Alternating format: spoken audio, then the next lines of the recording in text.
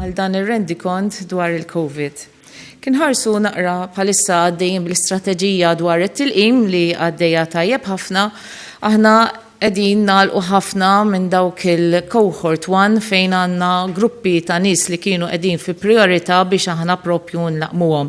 U propju għandna ħafna minn nies li huma healthcare workers u nies oħrajn li jaħdmu f'clinical settings bħal isptarijiet, kura primarja, kif ukoll dawk in-nies li jaħdmu fil-privat fejn għaddejjin tajjeb ħafna u diġà għandna ħafna minn dawn il-gruppi li ġew offruti din il-vaccine u propju tlaqmu wkoll. Anka fid-djar tal-anzjani mexjin tajjeb ħafna fejn għandna kemm l-istaff kif ukoll l-anzjani li jgħixu f'dawn id-djar li huma mlaqmin ukoll u aħna ħanibqgħu għaddejjin propju biex aħna sa nofs ix-xahar dieħla nkunu tajna l-ewwel doża u anka issa nibdew nagħtu t-tieni doża wkoll lil dawn l-anzjani li huma l-iktar li aħna qegħdin nipproteġu. Ukoll dawk l-anzjani li jgħixu fid-djar tal-mental homes, importanti ħafna wkoll li dawn ukoll għaddejjin bit-tilqim tagħhom u wkoll dawk l-anzjani ta' il-fuq minn 85 sena, issa dawk in-nies kollha li batnilhom litri propju ġew imlaqmin u wkoll issa dawk in-nies li ma rċivewx litra għal xi raġuni qegħdin iċemplulna u aħna wkoll tajnihom l-appuntamenti. Kellna nies li kienu qegħdin miktubin mal-Comcare, ġifri jkunu qegħdin jingħataw it-trattament għal xi raġuni fid-dar tagħhom, dawk ma kinux intbagħtu ittra għaliex aħna ħankunu qegħdin inlaqmuhom fid-dar tagħhom propju mill-ġimgħa d-dieħla.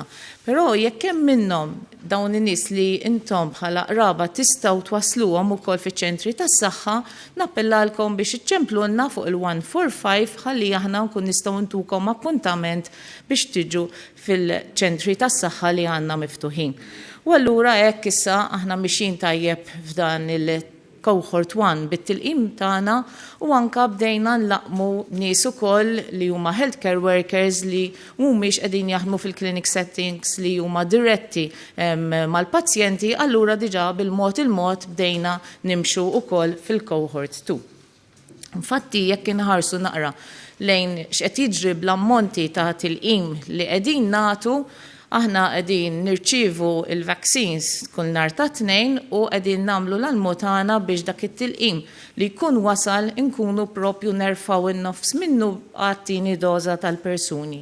Però wkoll il-komplament inkunu qegħdin nagħtuh biex nilħqu dawk in-nies kollha skont l-istrateġija tagħna.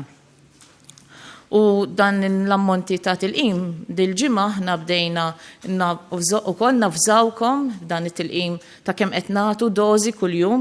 Infatti il-bieraħ irrapportajna li kellna tajna 15,316 il-doża li minn dawn kien hemm 616 li diġà kienu s-second dose. Tiftakru li nhar il-ħadd li għadda aħna bdejna nlaqmu il-dawk il-healthcare workers li kienu ħadu l-ewwel doża propju 3 ġimgħat ilu. U jekk naraw issa sal-lum tlajna għal 16,531 doses ta' vaccine li diġà ingħataw. U kif jibqgħu ġejjin iktar tilqim aħna nkomplu nifirxu fl-istrateġija tagħna biex inkomplu nlaqmu iktar nies. Jekk inħarsu lejn is-sitwazzjoni tal-każijiet, il-bieraħ għamilna 3,111 tests u minn dawn kellna 143 cases. U allura t-total ta' każijiet huwa ta' 16,423. Kellna wkoll numru ta' recoveries li llum ukoll kien iktar minn dawk il-każijiet li kellna għaliex kellna 201 recoveries. Allura it-total ta' recoveries huwa ta' 13,435. Kellna sa issa 248 deaths, fatti il-biraħallum kellna 3 imwiet oħra u il-każijiet attivi li għandna bħalissa huwa ta' 2,740. Situazzjoni li għandna fl-isptarijiet tagħna da fejn f'Mater Dei fl-ITU għandna 18 il-każ, fl-Infectious Diseases Unit ta' Mater Dei għandna 9 każijiet, Mater Dei wards oħrajn għandna 43 patients, Boffa għandna 11 il-pazjent, St. Thomas Hospital għandna 10 pazjenti, Rehab għandna 12 il-persuna, Good Samaritan naraw li naqsu n-numru ta' każijiet li għandna hemmhekk għandna 57, Mount Carmel għandna 4 każijiet u l-Isptar Ġenerali ta' Għawdex għandna 14 il-persuna u wieħed fl-Intensive Care Unit. Fakkarkom li dawn in-numri ta' admissions li qegħdin naraw bħalissa ħafna drabi jkunu riflessi dak l-ammonti li kellna sostanzjali iktar għoljien ta' ftit ġimgħat ilu. Għaliex dan hija trend li tara li meta inti jkollok numru ta' każijiet fil-komunità, f'dak il-ġimgħatejn ta' wara mbagħad tibda tara li jista' jkollok żieda fil-każijiet li jidħlu fl-isptarijiet u anke tiġi riflessa fl-imwiet. U allura dan huwa li qegħdin naraw min-naħa tagħna wkoll. Il-total ta' każijiet bħalma naraw qed jiżdied in-numru kumulattiv u jekk inħarsu naqra lejn it-trends naraw li dak il-pik li kellna propju fil-bidu ta' Jannar issa bil-mod naqas ftit, infatti is-7-day moving average li kellna ta' din il-ġimgħa kien ta' 172 cases. Fid-djar tal-anzjani wkoll rajna li kien hemm improvement anka fejn bħalissa għandna 5 homes fejn qed ikollna iktar każijiet u f'homes oħrajn fejn ikollna każijiet singolari dawk aħna mill-ewwel nkunu qegħdin immexxuhom għal Good Samaritan ħalli bekk dejjem tkun tista' tikkontrolla iktar is-sitwazzjoni. Clusters baqgħu għaddejjin, clusters numru ta' nies li jkunu qegħdin flimkien u allura jkunu qed jittieħdu minn xulxin dejjem qegħdin ikunu parti prinċipali mill-każijiet li jkollna. Infatti, jekk tħarsu naqra x-sitwazzjoni għandna bħalissa, għandna il-family contacts kien numru għolja ħafna fejn kellna 362 persons li kienu involuti f'family contacts clusters. Dawn ikunu clusters li jkunu jvarjaw fil-ammont tagħhom u minnhom li jkunu clusters li huma kbar imma anke jkun hemm clusters li huma żgħar. Workplaces ukoll għadhom qegħdin jippredominaw u anke mbagħad kellna clusters li kienu f'households, social gatherings ukoll fil-care homes bħalma spjegajt, anke kellna clusters li baqgħu għaddejjin f'gyms u anke sports events, ġieli taraw anke football clubs fejn aħna nagħmlu regular testings u propju hemmhekk fejn ikollna xi każijiet hemmhekk ikollna l-kwarantina li tapplika wkoll. U anke ikollna każijiet li huma importati. Bħala każijiet attivi bħalma taraw il-każijiet li jkollna dawn għandna każijiet li huma attivi li rajna li huma tilajn ukoll. U jekk inħarsu lejn is-sitwazzjoni ta' x'qed jiġri fil-każijiet attivi f'Għawdex bħalissa għandna 119 active cases li huma minn Għawdex.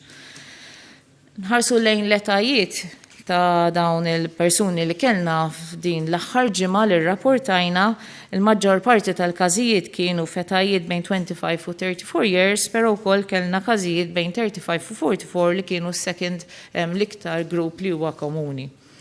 U jekk inqablu l-etajiet mal-ġimgħa ta' qabel naraw li kellna żieda l-iktar fl-età ta' bejn 55 u 64 bħala età meta tqabel din il-ġimgħa mal-ġimgħa ta' qabel. L-average age group li qegħdin naraw f'dawk il-każijiet ta' din il-ġimgħa kien ta' 39.6 years. Kellna wkoll mill-aħħar bulletin numru ta' mwiet ukoll f'din il-ġimgħa, però taraw li l-imwiet mhumiex għoljin bħalma kellna f'ġranet oħrajn iktar fil-Diċembru u Novembru. Infatti kellna l-etajiet ta' 3 persuni bejn 70 u 79 sena, kellna 5 persuni bejn 80 u 89 sena u kellna 4 persuni il-fuq minn 90 sena din il-ġimgħa. U l-etajiet ta' nies li dinmutu l-iktar komuni baqa' f'dak l-age group bejn 75 u 84 u dejjem l-irġiel kellna iktar predominanza ta' irġiel li mietu. Aħna bqajna dejjem bit-testing tagħna kemm dak il-rapid testing minn Boffa u fl-ajruport tagħna u wkoll bil-PCR testing f'numru ta' hubs li għandna fil-komunità tagħna li huwa importanti u anke l-qdadanija tas-saħħa kompli tagħmel enfasi kemm huwa importanti li anke f'dan l-istadju fejn ħafna pajjiżi qegħdin jagħmlu rollout tal-vaccination program imma importanti li nafu li każijiet għadhom hemm allura importanti li nsibuhom u aħna ninvestigawhom nagħmlu contact tracing biex dejjem nkunu qegħdin nikkontrollaw iktar is-sitwazzjoni. U l-enfasi wkoll fuq il-mezzi ta' prevenzjoni għadhom hemmhekk.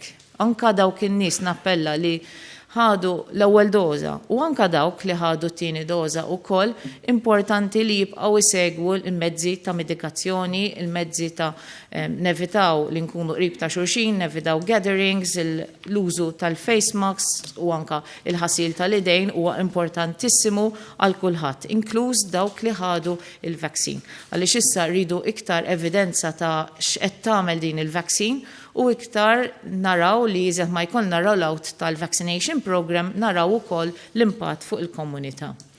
U anka il-testing li qed isir fl-ajruport hemmhekk qed jibqa' u qed ikun enfasizzat għaliex huwa importanti li meta tara x'qed jiġri f'pajjiżi oħrajn hemm rati għoljin, hemm pajjiżi anke fl-Ewropa li għandhom rati iktar għoljin minn ta' Malta u allura dawn il-pajjiżi aħna li huma klassifikati fl-amber countries, hemmhekk dawn iridu jġibu PCR test magħhom inkella nagħmluhom it-test fl-ajruport tagħna u dan għandna lista sħiħa ta' pajjiżi li huma qegħdin listed fl-amber countries. Fl-ajruport mill-14 sal-20 ta' Jannar għamilna 1029 rapid tests u minn dawn sibna 2 każijiet li kienu pożittivi u allura dawn ikunu każijiet li aħna nkunu poġġejnihom f'kwarantina. Nappellalkom dejjem, għat għanna nies li għadhom qegħdin ikollhom sintomi, infatti minn dawk in-nies li qegħdin iċemplu fuq il-111, bħet ieħor nofshom qegħdin iċemplu għaliex ikunu simptomatiċi. U allura dawn qegħdin nagħmluhom it-testijiet u mbagħad naraw ir-riżultati tagħhom. Importanti li n-nies li jagħmlu test, dawk in-nies li għandhom is-sintomi, importanti li sakemm jirċievu riżultat dejjem jibqgħu ġewwa għaliex qegħdin insibu li jekk persuni jkunu laħqu ħarġu allura n-numru ta' kuntatti li jkollhom ikun ħafna ikbar, konsegwenzi li inti jkollok iktar firxa u konsegwenzi wkoll fuq ħadd ieħor għaliex imbagħad ħajkunu qegħdin jitpoġġew iktar nies fil-kwarantina. Allura dan huwa importanti ħafna. Nappellalkom bħalissa permezz ta' dawn il-contacts kollha li kien hemm nies li ltaqgħu ma' xulxin, il-gatherings li kien hemm u anke b'rifless tan-numri li għandna bħalissa għandna 7,258 persons li qegħdin f'kwarantina li huwa numru sostanzjali ħafna u anke b'ħafna impatt ukoll fuq kulħadd. Allura l-appell huwa li nibqgħu id-dar jekk għandna is-sintomi nagħmlu t-test sakemm joħroġ ir-riżultat ukoll nibqgħu id-dar u anka jekk inti tibqa' bis-sintomi, anka jekk inti ir-riżultat ħareġ negattiv, importanti tibqa' d-dar għaliex jekk ma jkunx COVID jista' jkunu mart respiratorju ieħor. Aħna qegħdin irresqu kemm nistgħu qrib it-testijiet, jiġifieri tistgħu ċemplu fuq il-helpline, inkella ċemplu wkoll tagħmlu wkoll il-booking għal swab test permezz ta' booking fuq online permezz li titlu fil-covidtest.gov.mt. Fatti, din il-lonċajnija fl-14 ta' Novembru u sa' issa kellna 9,500 persons li propju huma ibbukjaw l-swab tagħhom permezz ta' dan il-faċilità. Dan huwa ta' vantaġġ għaliex inti tista' tibbukja waqt li tkun qiegħed fuq il-computer, aħna mbagħad inċemplulkom huwa ta' vantaġġ ukoll għalina għaliex aħna jkollna d-dettalji korretti tal-persuni wkoll. Allura tkunu qegħdin tgħinu lilna meta intom tkunu qegħdin tużaw dan il-mezz ta' booking system. Il-COVID Alert Contact Tracing App għada importanti ħafna u nappella jekk hemm nies li għadhom ma downloadjawiex niżluha għaliex din ħatejn ħafna. Kien ħarsu naqra lejn statistika x'qed jiġri fuq il-COVID Contact Tracing App, kellna 91,865 persons li id-downloadjaw din l-app. U dan ifisser 19% tal-popolazzjoni tagħna li huma ta' digital age. Minn daw kienu il-nies li kienu pozittivi u meta kellemnikom aħna għettulna li intom kelkom lab kien hemm 529 li tajnikom il-kod. U minn dawn 315 li propju daħlu il-kod ġal-mobile app tagħhom u allura minn hemmhekk ħarġu l-messaġġi. Evalwajna wkoll kemm kien hemm nies li ċemplu l-helpline u li qalulna li huma ċemplu l-helpline biex jagħmlu t-testijiet għaliex huma rċivew dak il-messaġġ fuq il-mobile tagħhom fuq il-contact tracing app. U dan kien ta' 1253. Dan huwa numru tajjeb li dawn huma kollha nies li permezz tal-contact tracing app huma saru jafu li setgħu kienu fejn persuna li kien pozittiv għal COVID li forsi b'mezzi oħra ma kienx ħajjiġi maqbud. Dawn huma dawk li qalulna, probabbli jista' jkun hemm ħafna iktar, però dawn huma mill-istatistika li għattulna intom. Vi dan kollu qed juri li bħalissa għaddejjin bil-fażi fejn aħna qegħdin bir-rollout tat-tilqim għaddejjin sew skont il-programm li għandna u wkoll qed nibqgħu għaddejjin bl-investigazzjoni tal-każijiet pożittivi, contact tracing u anka kwarantina u anka iżolazzjoni ta' min għandu bżonn. Dan kollu wkoll bil-mezzi ta' mitigazzjoni li qed jiġu msaħħa u anka bil-kampanji li għaddejjin biex aħna nibqgħu nikkontrollaw kemm nistgħu is-sitwazzjoni. I'd like to welcome everyone to the medical bulletin. Currently, we are ongoing with our vaccination program. We have done very well within the campaign of vaccination and have followed also the planned strategy for vaccination in accordance with the amount of vaccine that we are receiving. In fact, we have covered many of the healthcare workers and other workers who work in clinical settings, elderly homes, both the people who work in elderly homes and homes for mental health, and also the people who are residents in these homes, whereby we will continue to roll out the program in these areas, and also the people who are aged 85 who have actually been sent for an invitation and given an appointment, whereby we had very good uptake. And we will also be soon starting next week with vaccination of people who are homebound. We understand that a number of people have not received the letter because they were on the list of ComCare for services. However, those people who can come to health centers kindly call us on our helpline on 145 for vaccination so that we can actually book you an appointment to come to the health centers. The rest are being currently contacted so that we can come to your home and vaccinate you for those people who are aged over 85 years. We are vaccinating people with the first and the second doses. In fact, we have actually vaccinated 16,531 doses up to now, and 616 have actually taken the second dose as well. Yesterday, we carried out 16,423 tests, and yesterday we carried out 3,111 tests, and from these we had 143 positive cases. So the total number of positive cases currently is 16,423. We also had a number of recoveries. In fact, we had 201 recoveries, so the total number of recoveries is 13,435. Up to now, we had 248 deaths, and the active cases is 2,740 cases. We are still ongoing with this pandemic, and the 7-day moving average is 172 cases. We would like to appeal to everyone to accept the invitations that we are sending you for vaccinations.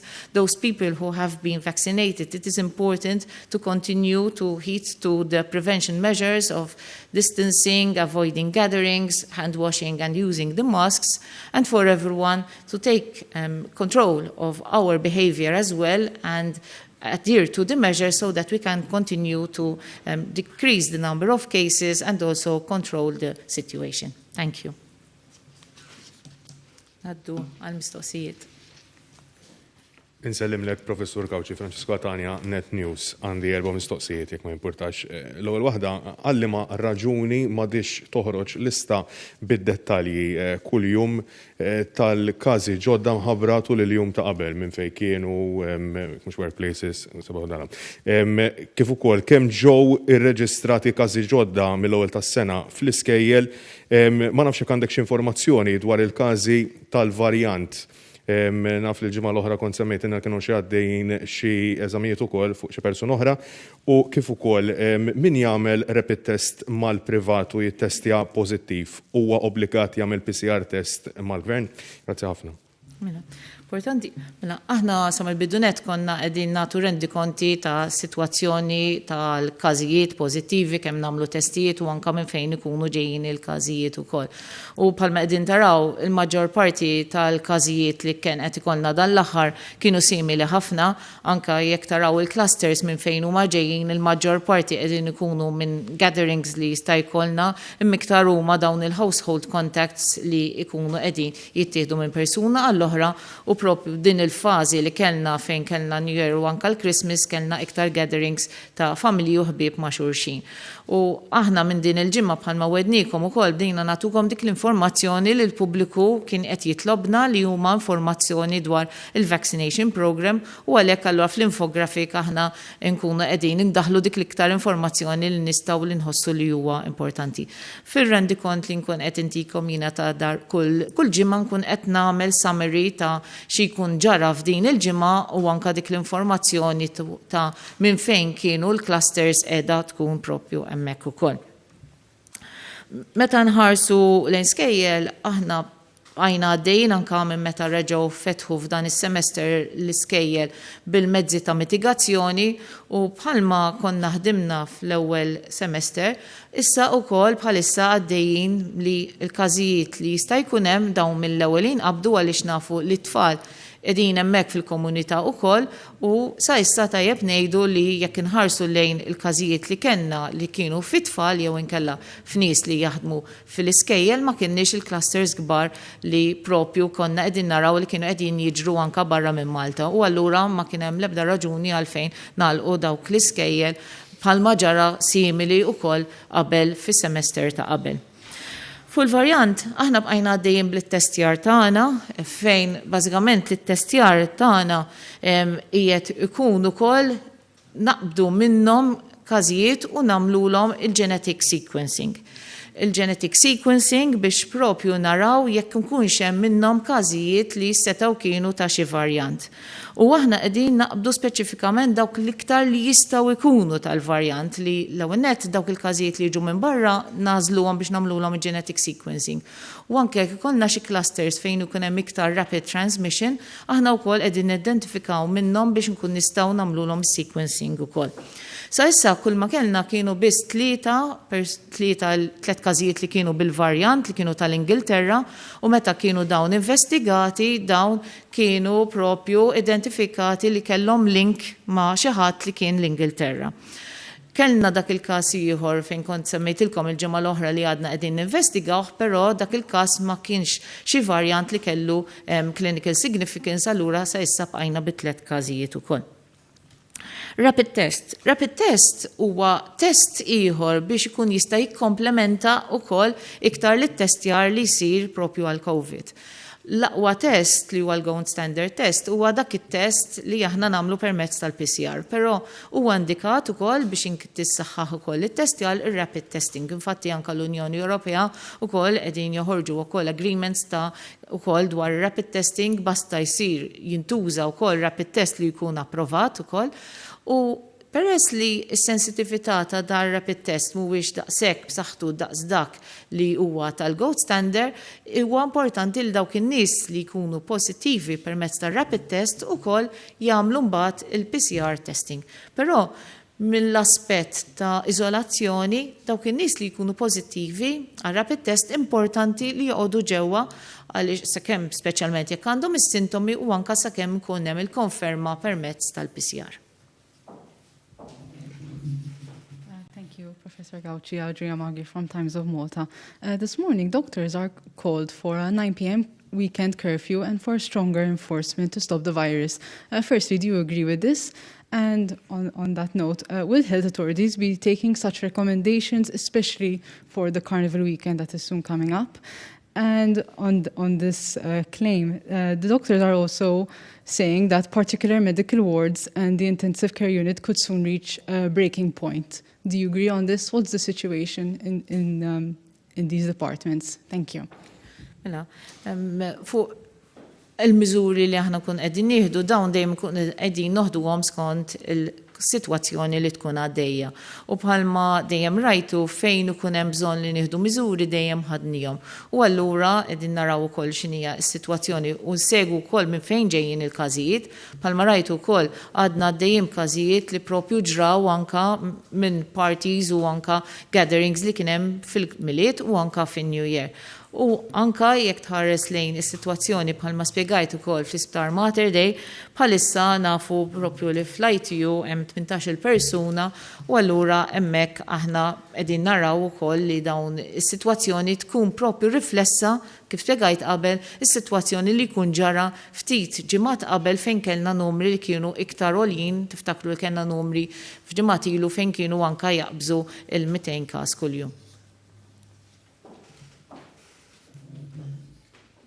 Fl-aħħar, Karazzo Pardi minn Malta Today, fl-aħħar rapport tagħhom li CDC jollit il-livell tal-varjant tal-very high.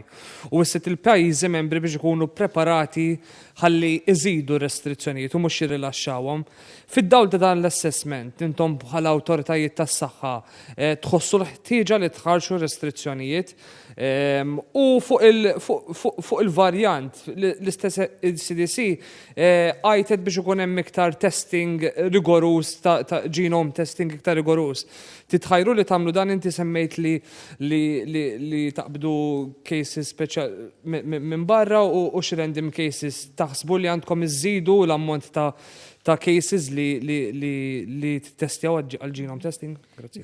Infatti, ICDC bħal mettajjeb inti ħarġet rapport ukoll fuq il-variant f'pajjiżi x'niftakru li għandna dal-variant li hemm fl-Ingilterra, però mbagħad dan nafu li hemm pajjiżi oħrajn fejn għandhom numru ta' każijiet li għandhom il-varjant u aħna nafu li dal-varjant jimxi iktar maġġel u trasmissjoni tkun iktar qawwija. Aħna bħalissa qegħdin f'kull ġimgħa avolja f'dan il-pajjiżi naqbdu 20 każ li huwa pożittiv u dak nagħmlulu l-genetic sequencing tiegħu. U kif qedtilkom sa issa sibna biss 3 persuni li kienu pożittivi għal varjant tal-Ingilterra.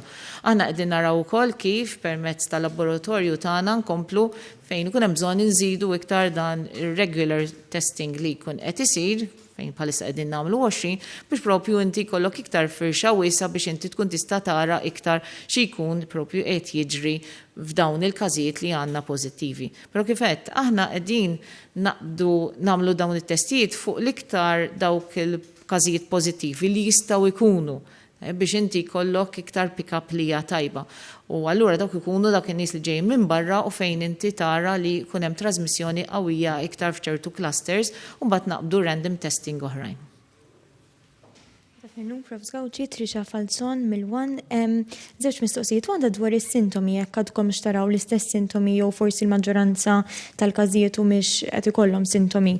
U tin mistoqsija meta jkun hemm xi ħadd li jkollu kuntatt ma' xi ħadd pożittiv, dan meta huwa l-aħjar żmien li jagħmel it-test u jekk xorta jrid joqgħod ġimagħtejn kwarantina. Grazzi. Sintomi, konna qegħdin naraw qabel u simili baqgħu għaddejjin l-istess sintomi, l-iktar sintomi komuni huma sintomi li huma respiratorji, ġifieri li inti jkollok sola li jkun hemm min jitlawlu d-deni u dik lejja li ħafna persuni tkun frekwenti ħafna wkoll. Hemm ċertu wkoll persuni li qegħdin ibatu b'ċertu sintomi li huma relatati ma' gastrointestinal tract, ġifieri jkollhom dardir u anke ftit derejja, però l-iktar sintomi li huma komuni huma dawk li huma relatati mal-respiratory symptoms. Fakarkom ukoll li jkollna beħt ieħor 20% li ma jkollhomx sintomi xejn u allura meta jkun hemm persuni li jħossuhom kienu f'ċertu riskju tajjeb li dawk ukoll jagħmlu t-test ħalli aħna naraw jekk huma humiex pożittivi ukoll għaliex nafu li anke ma jkollokx sintomi jista' jkun hemm trasmissjoni għal ħadd ieħor. Meta jkollna każ li kellu kuntatt li huwa qrib ma' persuna li huwa pożittiv, dak li ngħidulu li huwa close contact, dawn il-persuni jridu jidħlu f'kwarantina għaliex iċ-chances li huma jiżviluppaw il-pożittività tul il-perjodu qiegħed hemmhekk allura permezz tal-kwarantina tkun qed tevita trasmissjoni lil ħaddieħor. Il-kwarantina fakkarkom li hija ta' 14 il-ġurnata minn meta inti jkollok l-exposure għal dak il-persuna li huwa pożittiv. Ikollna każijiet li wkoll ġieli jiżviluppaw sintomi, allura hemmhekk aħna nagħmlu rakkomandazzjoni li huma jagħmlu test la darba jiżviluppaw is-sintomi u l-aħjar żmien li inti tagħmel it-test jekk m'għandek l-ebda sintomi ta' xejn hija fuq il-fifth day, għaliex il-fifth day post exposure hija l-iktar ġurnata li hija komuni li jista' jibdew joħorġu wkoll ċertu sintomi.